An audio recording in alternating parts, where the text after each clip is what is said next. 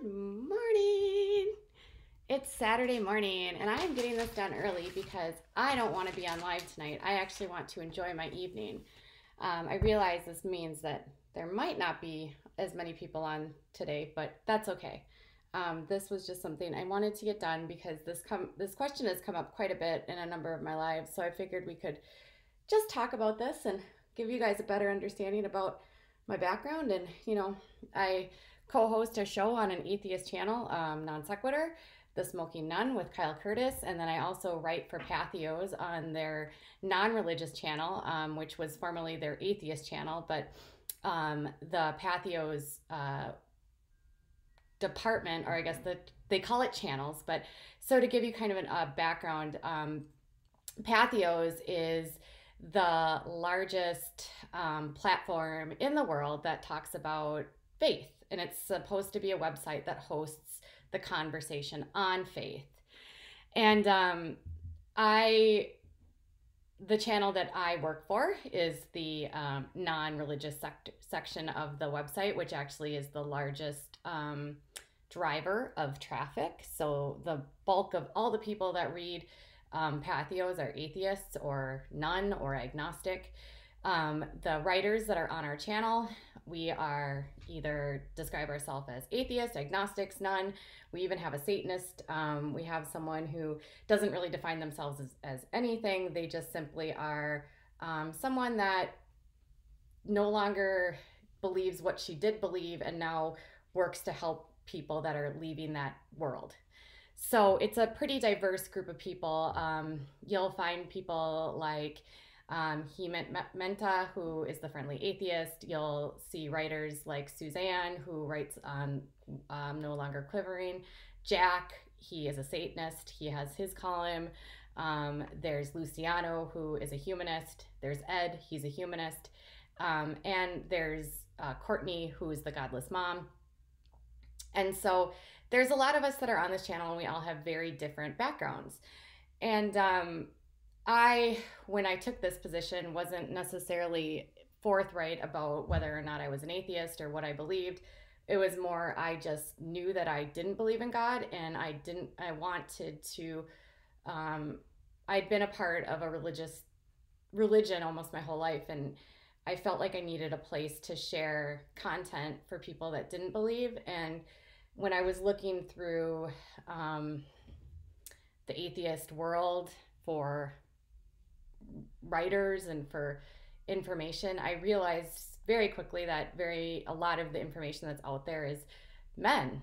And that's not uncommon. Men are the voices of a lot of what we do, and men are leaders in the world, and men are the controllers of business, and men are the controllers of religion. And it occurred to me that there's not a lot of female voices in the atheist community that share their experiences. I mean, there are, but there's the overarching number of people that are in this world are men. And even at Patheos, the bulk of my colleagues are men, not women. So why did I become an atheist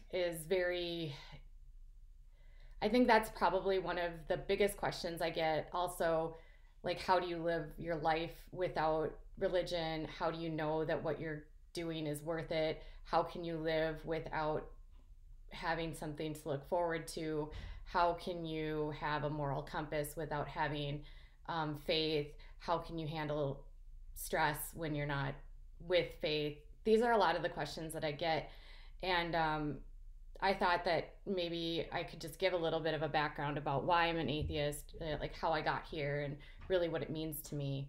And it's not something that I speak about very frequently, so just bear with me. I'm not an academic. I'm not a Bible expert. I am not a theological expert. I'm not even an atheist expert. I'm simply someone that just does not believe in God.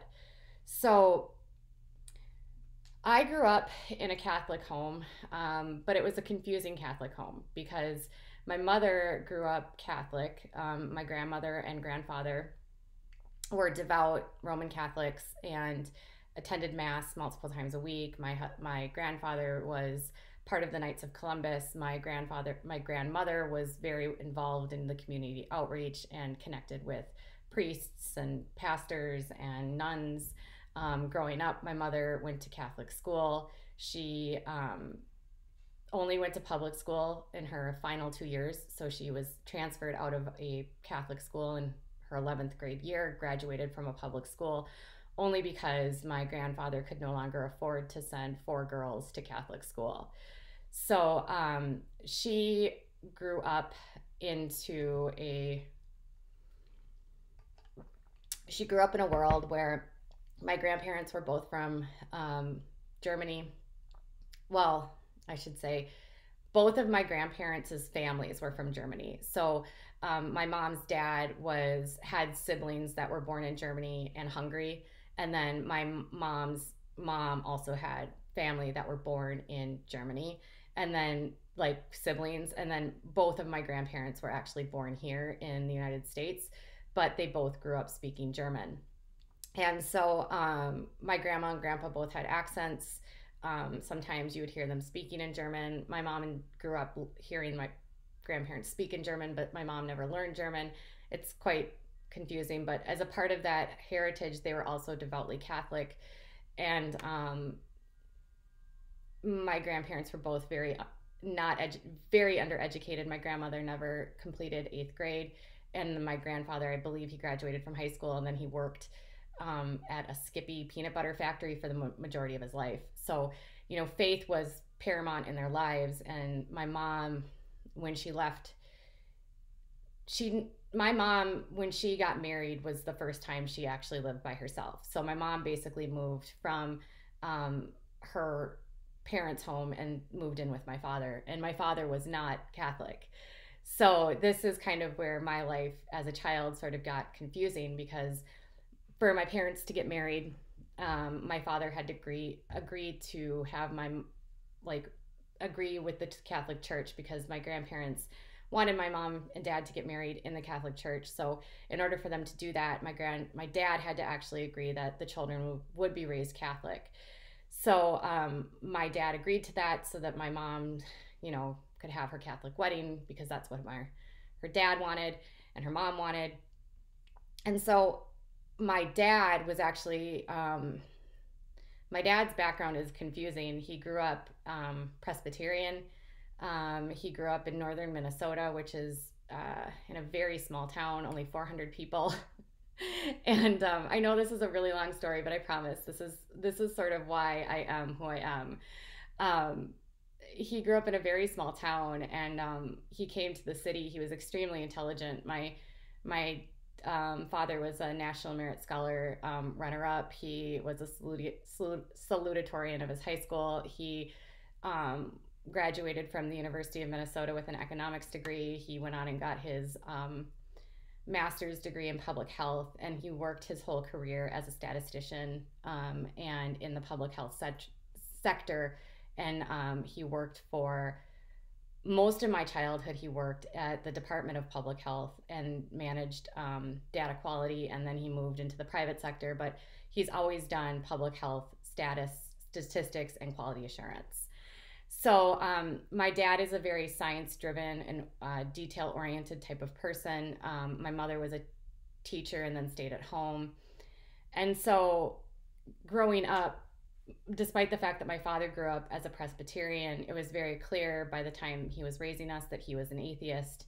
And it was confusing as a child, because my mom was never very outspoken about her faith. She never really shared with us, we didn't really talk about God at home. We just, I went to catechism, and when I was very little, we would go to church every Sunday. But then it got to a point where probably by the time I was 7 or so, my mom just got tired of taking us to church. Maybe I was even younger. And she just decided that we were no longer going to go to church anymore. But we would still go to catechism. And catechism is, it teaches the doctrine or the rules of the Catholic Church to children. If you are Catholic, you know what I mean. But you don't really learn a lot about the Bible. You learn more about the rules of the church, and you learn about saints, and you learn about the hierarchy, and you learn about fear, and you learn about guilt. And so I would go to catechism every Wednesday. And I remember even at a very young age, probably 8 or 9 years old, sitting in my catechism class, and my teacher said that Jesus was God. And I'm a very pragmatic and logical thinker, and I'm also a very literal thinker. And it was difficult for me to understand the abstract concept of someone being a son of somebody else and then that person being God. In my mind, I thought, well, if God is Jesus's dad, then God is God and Jesus is just the son of God. He is not God. And so why do we call him God? Why do we worship him? And, in catechism, they don't teach you about, he's like the human incarnation, or, if he's, you just don't really learn a lot about the stories of the Bible. You really don't. And so it was confusing. And I remember in catechism sitting there going, you know what? I don't believe this. I said to in class out loud, like, Jesus was not God. There's just absolutely no way Jesus was not God. And it created quite the hysteria, as you can imagine. I was pulled out of class, yanked out of class is what I should say, by the teacher, pulled into the hallway and told, like, why don't you believe that? Who told you this? Where did this come from? And, you're not allowed to say that. Don't you ever say that. Jesus is our God. Jesus is our Savior. And I'm sitting there, sort of petrified, kind of confused. I'm 9 years old, third grade. And I go home and I tell my father, and, instead of my father encouraging, what they said to me in church, my dad just said, well, Jesus wasn't God. He's not God. And so that really kind of I sat with that for a really long time. And it made sense, but I didn't know what to do with it. I was only 9. But my dad basically said, he was a carpenter that had a following, and he taught, people how to do things and how to be kind. But maybe as a historical figure, Jesus was a nice guy, but Jesus was not God. And that made more sense to me. It made way more sense to me that Jesus was just this man that existed that maybe wasn't God. So I sat with that for years, and I continued to go to catechism, and I continued to do all of the learning, and I became confirmed. And at my confirmation,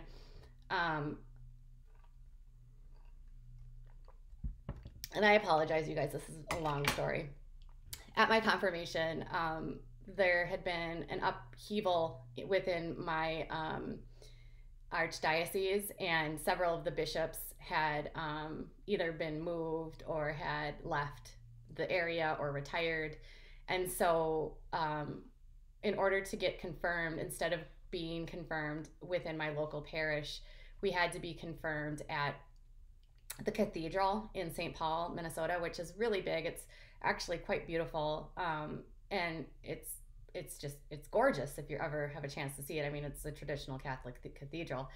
And we sat in this very cold room with high vaulted ceilings with a bishop that stood on a stage above us and basically screamed at us and told us that all children were going to hell if you drank, if you smoked, if you did anything of the sort against your parents, if you didn't go to church. Like, everything was basically a ticket to hell. And I remember sitting there and I cried. Like, I cried through my entire confirmation, because I thought, how is this supposed to be like an uplifting experience if I'm supposed to be becoming an adult, which is what confirmation is? Why is it that I feel so crappy? And I cried, like, quietly, silently during that, and I felt terrible. And I thought, I was 15, and I had already at this point had sex, and I had a boyfriend, and I had alcohol before. And I thought, well, if he's saying that I'm going to go to hell, then that means I'm going to go to hell. And with my grandmother growing up, anytime something bad happened to me, it was always, you're going to go to hell, or God is punishing you. And so my relationship with God was never a loving God. It was always a God that was there to hurt you, to scold you, to keep you in line. It wasn't a God that loved. So when I left the church that day, I never went back to the Catholic Church. I decided to not be Catholic, even though I was a confirmed Catholic. So I never attended a Mass. The only time I attended a Mass after that was my grandfather's funeral when it was 2005. And during my funeral, my grandfather's funeral, instead of honoring my grandfather and his legacy and his memory, the priest berated and bashed my family and every single one of the family members in my family, so all of my cousins and my aunts and their spouses, for not going to church, and that all of us were bound for hell. All of us were, our grandfather was going to be stuck in purgatory. He would never be, able to go to heaven. We're going to tarnish his, legacy, his work, all of his, all he ever wanted was us to go to church. And so I remember sitting at my grandfather's funeral, and I was like, again, livid, angry. And, at the end of my grandfather's funeral, my grandfather was 89 when he passed away, mind you, and my grandma at this time was in her, 80s. And he passed away after battling congestive heart failure for years and years and years. And at the end of the ceremony, I said to my grandma, like, well, I'm really sorry about your loss. And my grandmother looked at me and she said, well, your grandfather died from a broken heart. And I said, well, what? And she said, well, you killed your grandfather because you didn't go to church. So that was really a telling moment for me. And I was like, Grandma, that's ridiculous. I didn't kill my grandfather. He didn't die because I didn't go to church. He literally died because he had congestive heart failure.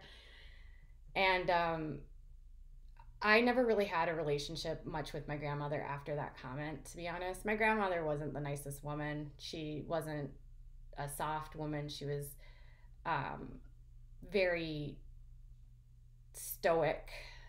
If you know traditional German women, I would say she was very traditionally German. During this time, she was born in the teens, I think. In the teens. So, she was very old, and, she grew up in a much different time, lived through the Depression. And being kind and gentle was not something my grandma knew how to do. She was always very curt and direct. So after my grandmother said that, and after my grandfather's funeral, I was completely done with the church. If I hadn't been done before, I was done at that point. And I was about 20. So 2005, I was 25 at this point. And so I was, at this point, I just said, I don't believe in God. I don't know what I believe. I classified myself more as an agnostic. And I just went on my merry way. And I didn't go to church, and I lived my life, and I did my thing. And then I met my husband, and we had a child. And then my husband's mother died, and my grandmother's sister died, who was close to us. My great aunt died. My uncle died. So we had a lot going on in our lives. And then we had our son, who was born, and he had a lot of health problems when he was born.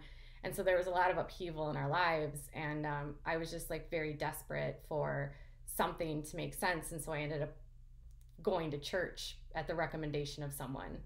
And it was at the time, I didn't really realize what it was, but if you're familiar with the Assemblies of God, it was pretty much like an Assemblies of God church. Pentecostal, very much about saving other people, worship music, very driven around the New Testament. There was rarely ever teachings of the Old Testament, cherry-picked verses by the pastor. Everything was designed around saving other people. It wasn't really about doing anything for the community. I started seeing, very animated worship. Initially it seemed very loving and very, great.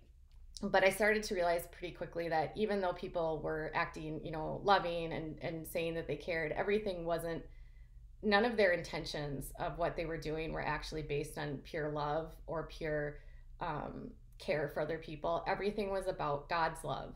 And so every good deed that these people at this church did had really nothing to do with caring about you or caring about your community. It was about showing God to other people so that you could get into heaven and so you could save people from hell. That's really all they did. But they never spoke about hell. So they would speak about hell in different ways. And then, you know, when they would talk about mental illness, it was never about mental illness. It was about, you know, that's Satan in your ear. That's the devil. That's, you know, that's the enemy. And, you know, it was very, like, I was like, this is ridiculous. You know, I knew at this point that I had ADHD. I was long dealt with OCD and anxiety. And I knew from a logical standpoint that everything that they were saying was wrong. But I ended up making friends there, and I thought, wow, this is really great. Like, I have a community. But it got to a point where I started watching, you know, everything was very superficial. It was nothing about actually caring about people. It was all about their points with God to get to heaven, and the pastor's points for building a church. And the pastor became extremely, you know, focused on building a church, and it was constant demands for money and constant demands for volunteering. And it got to a point where it started to feel like a cult. It started to feel like they wanted every single part of our lives, and they wanted, you know, they would talk poorly about other churches and other ways of thought, and only their way of thought was the right way of thought. And he didn't have there was no hierarchy. The person that managed the books was the wife. We never saw where the money was going. We didn't know anything. We were just supposed to trust that these people were who they said they were.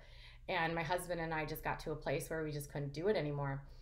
And we left. We were there for almost 3 years, and we just stopped going. And all of our friends were there, and our son's friends were there, and we gave up our entire community, and we walked away. And but when I was there, was still an atheist. I don't know how to explain it. I was there because I liked the community. I wanted to believe what they said. I pretended to believe what they said, but I could never get on board. So, gosh, more than a year ago, my husband and I sat down, and, you know, we had a heart to heart, and both of us admitted that we were atheists and that despite our best efforts of going to church, it just simply didn't work. So I want, I guess, people to know that my atheism isn't just this result of I just didn't understand faith, because I think a lot of people assume that, you know, if you're an atheist, it's because you've either had a bad experience with the church or you just were never brought up in the church. And I twofold say, like, yes, I had bad experiences in the church, but I also had really good experiences with the friends that I made. I just, as a whole, began to question everything of the doctrine. And so I was thinking this morning about how I would classify this, because people ask me these questions all the time. So here's kind of where I came to this conclusion of why I'm an atheist. I started watching documentaries by, I watched the documentary The God Delusion by Richard Dawkins. I read numerous articles on history, on biography, on Harvard scholars about the historical context of Jesus. I wanted to understand from an anthropological, and archaeological concept of, like, who Jesus was and what he was. And I realized quickly that they didn't really know very much about him. And I started to realize that he probably existed, but he did not exist in the same context of the way people thought he did. And that was kind of it for me. I also never believed in the resurrection. I literally never believed it. And I also realized I don't believe in heaven. So those were kind of my pinpoints of when I started watching The God Delusion, and I started reading those texts. I realized, yep, I'm an atheist. This is exactly what I believe. This is exactly who I am. And so why I got here is because I have some points here. So in my estimation and in my, reading and experiences, churches exist to control, condemn, and to, profit. Churches do not exist to worship. And from a historical context, if we look back at churches, and when I read about churches, I realized that in all societies, churches existed as a central point for the community with leaders, and the rules were derived to control people and to keep people in line. And tithes were given to the churches to, as obedience, as subservience, as just a way for, those that had power to control those that were weak. And when I looked at it from that context, and I saw how the power structure existed today, even with the Catholic Church and the control that they had over my family and over just the world in general, I just was like, yep, this absolutely doesn't, this isn't real. This is all man-made. I did feel duped, Christy. I felt absolutely duped. And I then I started thinking about the doctrine of the Bible. And I started thinking about the Old Testament and the New Testament, and how they're very stark contradictions of one another, where the Old Testament is very violent, and God is constantly killing people, and stories in the Old Testament are vicious. I mean, men chopping off other men's heads, and 50,000 people dying, and everything is, God is scary, you must follow God. And I realized that that whole sense of control came from those doctrines of you shall obey God. And I realized pretty quickly that as I started digging through and understanding more about it, I realized that the patriarchy that we have in society isn't because of it's not because of secularism. Patriarchy exists because of church, and patriarchy exists because of faith and religion, and it starts in the Bible. And listen, again, I'm not like, I don't know a lot about other religions, but I know that in most religions, they're all patriarchal. And without religion, I realized that women probably would have a more respected role in the world. We would be viewed more as an equal. We would be viewed less as a vehicle for humans and being at home and raising children.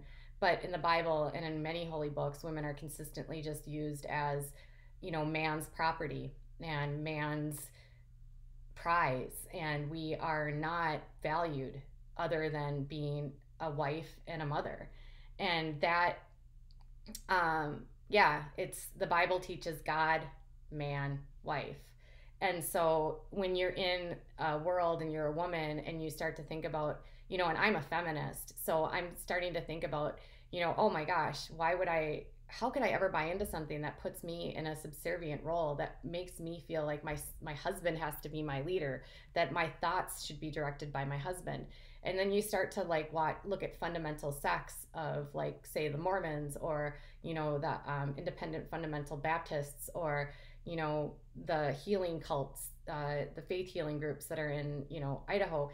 And all of it is, women are always in a role where they don't have education, they're kept out of the mainstream, they don't have any, they're kept in a role where they're kept ignorant. And even in countries like the Middle East, where they're very Muslim, and they are very much of that faith, the women have no rights. And in parts of Afghanistan, 75% of women are illiterate, and it's all because of faith, and everything is about control. And so when I started to think about it in that context, I just, I knew I couldn't do this anymore. And then I thought about how the churches value and I guess disvalue and oppress my best friends that are gay, lesbian, straight, queer, trans, all of them, and how they are demonized for simply loving someone that is of the same sex, or not on the same heterosexual path. I also looked at how the faiths treat children as property, and parents can are taught in some of these sects to harm their children, and because it's God man, woman, then child. You know, children are consistently beaten, tortured, hurt. And so I got to this point where it was just like, you know what? This isn't right. I can't subscribe to this. And then I started to look at, you know, how people that are of faith walk with faith. And I realized pretty quickly that I was surrounded by hypocrites. And like I said, this is not to say that every single person of faith is a hypocrite, but, you know, I realized that a lot of people that believe, they cherry pick what they want to believe. And they want to say, well, we got rid of this with the New Testament, so we don't have to think of God as bad. But you have, you know, the majority of your Bible is God is bad. And the majority of the Bible is women are slaves and children are slaves, and men are the heterosexual males are the only men that matter. And so somehow we're supposed to ignore that, you know, more than 2/3 of the Bible is that. And then we get a couple chapters about Jesus, and then some gospels by some zealot named Paul. And we're supposed to ignore all the parts of the Old Testament. It made no sense to me. And, you know, when I started watching my church friends, you know, talk to me about how homosexuality was wrong, and it because it says it here in the Bible or there in the Bible, or, you know, women need to stay at home because it says it here in the Bible or there in the Bible. And I would start being like, but it also says you shouldn't eat shellfish, and you shouldn't wear mixed cloth, and you shouldn't do, you know, I would point out sort of these, you know, inconsistencies, and they just would always say, oh, but that's in the Old Testament, that doesn't matter. Well, that's not how my brain works. You can't just like mitigate and delete parts of the Bible that you don't like because it doesn't fit your narrative. If you want to accept the Bible, you have to accept the Bible for everything that's in there. So, that was another part that drove me to being an atheist. Another part that drove me to being an atheist is that if you were to trust what the Bible says about God, God is a sadist. God is completely evil. God is rude. God is vindictive. God is mean. He kills people. He punishes people. He does evil things to people to remind you that he's the one that's in charge. He takes things from you. He makes you suffer. He does this so that you honor him and remember that he's there. Like, that to me, when I started thinking of it in that context, was, wow, this is an extremely abusive relationship. Could you imagine being in a relationship with someone and they would say to you, you know, I'm only doing this because I love you, but I've decided that you can't go to work anymore. Or I'm going to punch you in the face and break your arm. But I'm only doing this to remind you that I'm the powerful one, and that your suffering will bring you closer to me and make you respect me more and believe in me more and give you more faith. Like, imagine if that was your spouse saying that to you. How twisted does that sound? And that's, you know, what we're told to believe about suffering on earth with God, is that these things happen to test our faith, to test our ability to believe, to strengthen our resolve in him. And that's sadistic. It's abusive. It's actually like completely unhealthy. And then that belief system makes you stop being able to believe in yourself. So then you feel like you don't have any control of anything around you. And so when you have stressful times, you know, what do people of faith do? They pray. And they give it to God. That was always what I heard. Just give it to God. Well, you know what? When you give things to God and you don't worry about things and you don't think things through, and you're not logical and you're not processing what's going on around you, you're actually being extremely irresponsible, and you're not dealing with what's going on in your life. And then pretty soon you haven't dealt with anything in your life because you've given everything to God, and then you have no self-esteem because you don't have any tools to move through the challenges that are going on in your life. And the devil is absolutely not real. But, you know, when I remember the first time after I really like went through something stressful and I no longer believed in God, and I realized that I didn't pray for it, and I had to actually work through it on my own, and I had to sit in that pain. I had to walk through that pain, and then I had to find a way through the pain in a constructive way and understand that, like, I had to get through this. I couldn't just stifle it away by giving it to this fictitious man in the air. And the first time I did that and I actually worked through it, I realized, oh my gosh, I can do this all the time. Like, I have the ability to work through my stressors. I am in control. I can control my own destiny. I don't need to like work my whole life to like please this God. And you know, when you don't, maybe there's the safety net that faith gives you because you don't feel like you have to take responsibility for any of the things that happen to you that are bad. But then at the same time, it also doesn't give you any sort of help into dealing with areas where you can learn. And that was kind of the biggest thing for me. So then there was this whole idea of how is it that if billions of people in this world exist and there are hundreds and hundreds of religions, why is one God the only God? Why is Jesus the one God? Or why is Allah the one God? Or why is the Hindus gods? Why are they all the only gods? Why is Buddha the only God? Why? It's all because that group has decided that that person is God. So why is one holy book better than the other?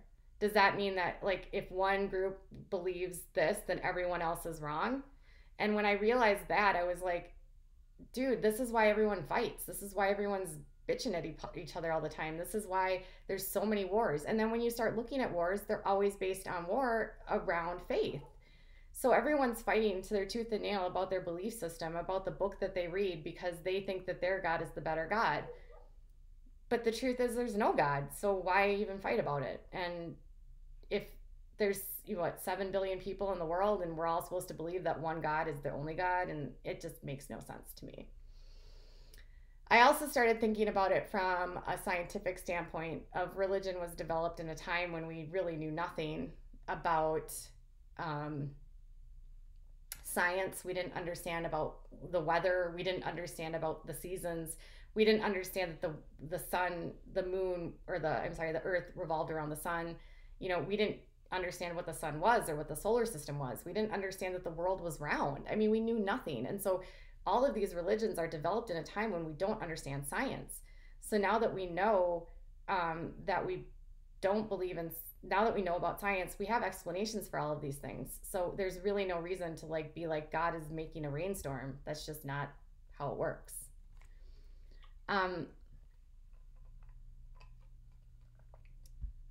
Princess B, I am not a believer. I am an atheist. So then I started to think about morality and humanity and how is it that people can be, that was the one thing that was always drilled into me in my Catholic faith and even at the church that I attended, is that without God, you can't be a good person. Without God, you would hurt people, you would murder people, you would rape people, you would steal. God is your only authority. God is the only person that keeps you in line. And then I started thinking about it from a rational standpoint, and I actually realized that no, I'm actually not a good person. I'm a better person without God, because now I don't have to, I'm not held to rules that I can't live up to, and I'm not constantly disappointing myself, and I'm not spending my entire life trying to please something that I don't even know is there. And I can be kind and loving and care about people without having to worry about what God would want me to do. And just because I don't believe in God doesn't mean that I'm not a good person, that I don't have morals. You guys, I pay my taxes. I don't steal. I don't have, my only criminal charge I have is a DUI from 2005 when I was, or 2004 when I was 25 years old. I have never committed any crimes. I volunteer. I'm a wife. I'm a mother. I'm a friend. I don't do bad things. Sure, I had sex before I was married, and I smoked pot, and I drank alcohol, and I did the worldly things. But without religion telling us that sex is bad, why is sex bad? That was another thing. Like, sex isn't bad. Why is drinking bad? Why is alcohol bad? Why are drugs bad? religion is just a way to classify good and bad and good from bad. And if you believe that sex is good, then you must be bad. And if we didn't have such like ridiculous beliefs around sex, do you think people in this country would be so repressed with their sexuality? There's just so many aspects of religion, and it's so layered to me that I can't get on board with it. And then as I started walking further and further away, I realized that the group think mentality of religion is extremely toxic. And I started thinking about how when everybody is in one area and they're in an echo chamber and everyone's telling them that this is what it is and this is how you believe and this is how it should be and here are the rules, it creates a dynamic where the people that are in power become extremely, priests and pastors become idolized. Their words become those that you should follow. They become, your prophet, your guide for life. And if you need someone to tell you how to live your life as an adult, you need to start evaluating like what's going on with you. Why do you need somebody that literally just works at a church to tell you how to be a good person?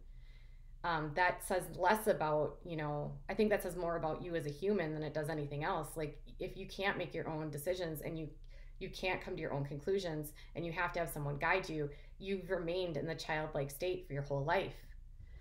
And I don't want to be a child. I want to be an adult. And I don't want to be stuck in a religion that makes me a child. I also don't want to be stuck in a group that, becomes insulated and isolated and has echo chambers and everything is good and bad. And that's why even with my own atheism, I don't seek to convert others. I don't seek to make people think like me. I don't even seek to talk about it very much. This is probably one of the only live streams you'll ever hear me do about atheism, simply because I don't feel like anyone needs to be an atheist. This is just what I feel. This is just how I believe. I spend time with other atheists, not because I feel the exact same as them, but just because a shared not belief in God is enough for me to know that, some of these people are good people. But that doesn't mean I like all atheists. I don't believe what all atheists believe, and I think, I'm not a thought leader. I don't want to be a thought leader. I don't want to be a voice of atheism. I just want to be a person that doesn't believe in God. And I think the biggest thing when I look at the grand scheme of it is that what it really comes down to for me is that when you spend your whole life in Christianity or as a Catholic doing everything to please God so that you can go to heaven, you miss out on everything here in the world. You classify everything as bad.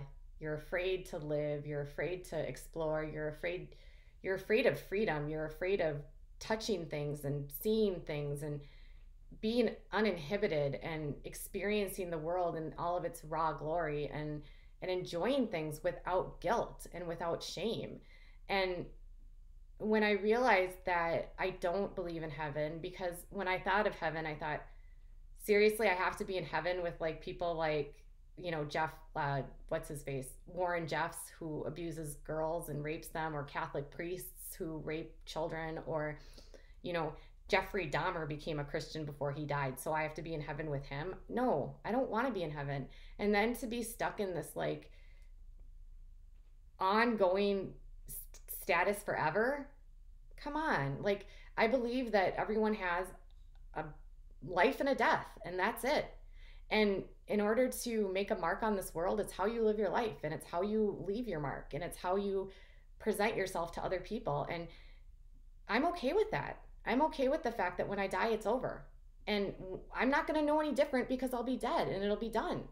And by the time my body is ready to be dead, it's going to be fine. I don't want to be stuck in a perpetual like existence up in the air, zooming around with other people that I don't even like. I would much rather just be, I would rather enjoy the life that I have, be kind to the people that are in my life, not feel shame for the choices that I make, and really just feel confident in the fact that I am a good person. I am a valued member of society. I'm not subservient. My friends that are gay and lesbian, straight, or queer or transgender are not less people, that children are not property.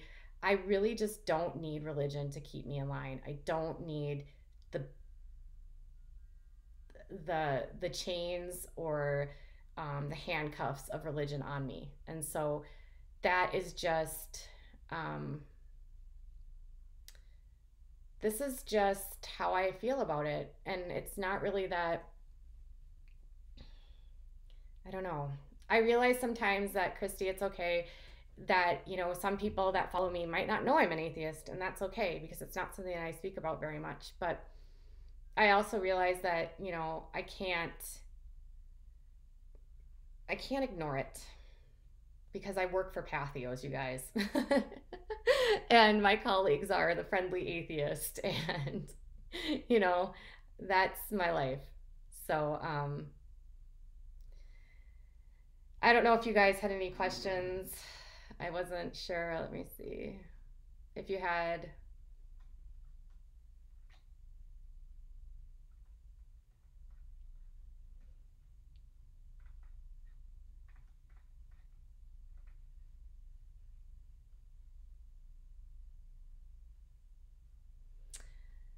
So yeah, that's sort of where I'm at with atheism. So I don't really do a whole lot of talking about it, but hopefully this gives you a better understanding. And if you are coming from a place where you are been in faith or you are questioning faith, I just encourage you to think about the context of what faith means, about how that impacts your self-esteem, about the powerlessness that it gives you, about the rules that it makes you live under, and how much it makes you miss life. And you only have one shot here. You only have one opportunity here. I'm going to quote Eminem to live this life. So why waste it, believing in someone that isn't real? Why aren't I agnostic? I don't know. Isn't agnosticism more like you don't know if something exists? That's always what I thought of agnosticism.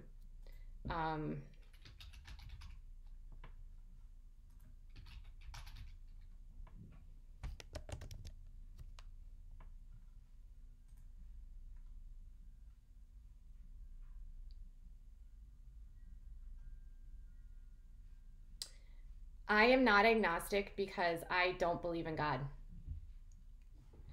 I am not agnostic because I know that God isn't real, because from a logical standpoint, there's zero possible way that there's some guy in heaven like worth puppet strings controlling this world.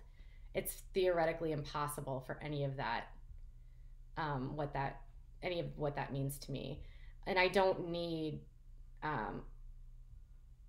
not always, agnostics sometimes don't know what they don't believe. They can't say one way or the other. I am absolutely atheist. I don't believe in God of any kind. I would agree, CC Sleeper. I sat at an agnostic place for a long, long time because I didn't want to commit to it. But once I was actually jumped feet first into atheism, I embraced it. And I think it's easier to be an atheist, to be honest. But I don't begrudge people that are agnostic. I don't begrudge people that are of faith. We all walk our own path. We all get to the same destination. And I am exactly like you, Christy. I'm 100% atheist, and I'm 100% for humanism, and I'm 100% for equality of all humans, and for people that are of, people just being treated right. And sometimes I'm critical about the I'm done talking about that. But sometimes I'm critical about faith of all kinds, and people will say, well, like, you're just hating on, you don't like any. I'm an equal opportunity disliker of faith. It doesn't matter what the faith is. I don't think it's necessary. But that doesn't mean that I don't like people that believe in faith, if that makes sense. So I am 100% atheist, and it's happy this way. I'm not sure if we had any other questions. Oops, hold on a second.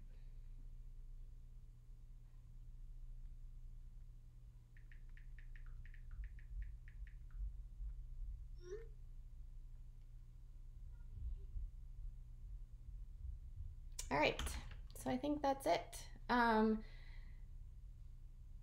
This was my live for today.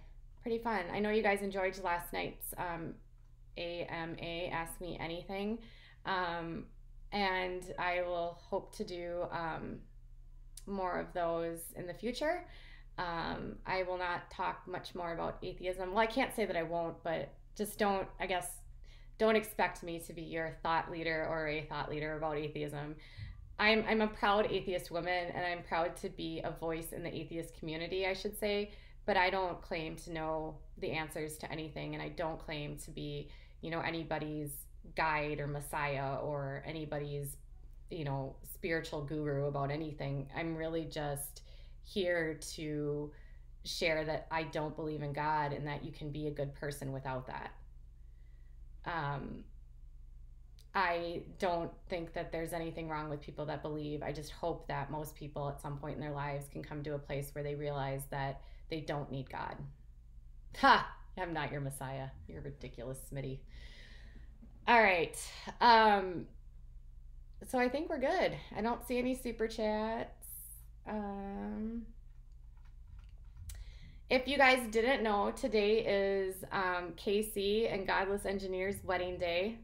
So if you are on Twitter, make sure you send them a congratulations, happy wedding day, way to get married. Kyle is actually at their wedding right now. So this is a super big day for them. I'm very, very, very excited for Casey. She's like hopelessly and passionately in love with this man. So I am very excited for them and very hopeful that they have an amazing life together. So make sure you tell them happy wedding day. And tomorrow, I haven't even talked. I think Kyle's out of town, so don't bet on there being a smoking nun tomorrow night. I doubt there will be. Kyle and I haven't even connected, being the fact that we just had our smoking nun on Wednesday. So we're very much go with the flow with the smoking nun. We don't really live on a schedule, I guess we should say. And then, as always, make sure that you give me a thumbs up. Also, make sure to comment. My subscriptions, you guys, are kind of stalling out, so I would love it if you could share my page, get me some, share my channel, just really help me get other people that can see what I'm doing to others and help me reach more people. So if you like what I'm doing, please share this on your social media platforms, or even just ask your friends to listen to what I do. I have a lot of stories to tell. I'm currently working on a story about miracle mineral solution that I'll be doing a live stream on shortly. So not today. I'm going to spend the rest of the day with my husband. So you guys all should have a fantastic day. I hope you guys all enjoy time with your families or your friends or whatever it is that you do. Just try to spend some time offline and do something fun. It's Saturday, by the way, and I love Saturdays. So thanks everyone for your time this morning. Bye.